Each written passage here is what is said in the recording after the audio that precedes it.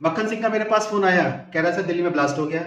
तो मैंने ब्लास्ट हुआ है, बम ब्लास्ट हुआ है? कह रहा सर ब्लास्ट हुआ है, लेकिन सर देखने वालों ने बताया कि धरती लगभग हिल गई थी, तो बम ब्लास्ट से कम तो उसकी तीव्रता नहीं थी। तो मैंने बस इतने से शांत होकर सोना चाह रहा, कुछ और बोल दूं? बोले सर क्या अर्थ है? तो मैंने आगे की बात सुन। दिल्ली से लगा हुआ एनसीआर का क्षेत्र फरीदाबाद, फरीदाबाद में 350 ग्राम विस्फोटक मिला है, 350 किलोग्राम विस्फोटक। और आगे की बात सुन, भारत का पश्चिमी राज्य गुजरात, उसके एंटी टेररिस्ट स्क्वाड ने आज 3 आतंकवादियों को गिरफ्तार करा है। उसमें से एक आतंकवादी डॉक्टर है।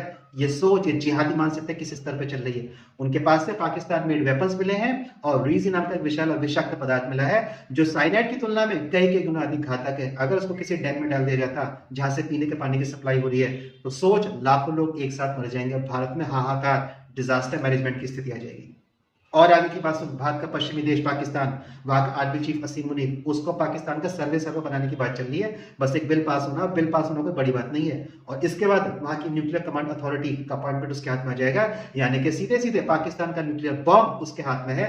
और डोनाल्ड ट्रंप कह चुके हैं कि पाकिस्तान न्यूक्लियर टेस्टिंग कर रहा है। और आगे की बात सुन, भारत का पश्चिमी देश बांग्लादेश, वहां का जो मोहम्मद यूनिस है, उसने बुलाया जाकिर नायक को कि आप यहाँ आओ और यहाँ पर इस्लामिक जिहाद की मानसिकता का प्रचार प्रसार करो। वो तो किसी ऑपरेशन के चलते कि भारत उसको साजिश रूप से मरवा ना दे, उसका लास्ट मोमेंट में विजिट को कैंसिल कर दिया गया है। और आगे की बात सुन, यह वही यासीन मुनीर है जिसको डोनाल्ड ट्रंप ने अपने साथ भोजन पर बुलाकर दोपहर के भोजन पर अपनी टेबल पर एक साथ भोजन करवाया था। यानी कि पाकिस्तान और बांग्लादेश इस समय पूरी तरीके से पश्चिम शक्ति के उस विदेश के हाथ में खेल रहे हैं जो भारत को अपना सबसे अच्छा दोस्त बताता है।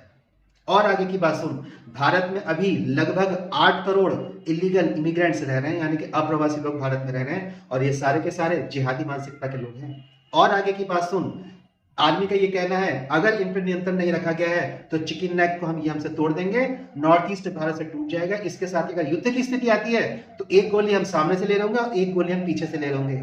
और आगे की बात सुनेगा? बोला साहब तो बोलते चला, तो मैंने अब आगे की बात सुन। हम चाहे कितना सांस्कृतिक स्तर पर, गंगा जमुनी तहजीब के स्तर पर इनको गले लगा लें, ये अपने मजहब के अनुसार चलेंगे और जिसका केवल एक उद्देश्य है, मिल्लत इस्लाम। तो भारत को दारुल हर्ब से, जो कि गैर इस्लामी का घर है, उसे मिल्लत इस्लाम में परिवर्तित करना है। और मिल्लत इस्लाम में परिवर्तित होने के साथ पूरे विश्व में इस्लाम की स्थापना करनी है, जिसको बोला जाएगा वन ग्लोबल मुस्लिम कम्युनिटी, अर्थात मिल्लत इस्लाम। अब रात को तो नींद नहीं आएगी, तो अंतिम बात सुन ले।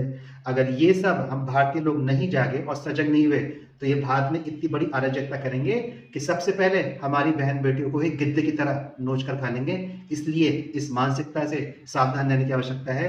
और इसी मानसिकता को उत्तर प्रदेश के चीफ मिनिस्टर ने नाम दिया है राजनीतिक इस्लाम।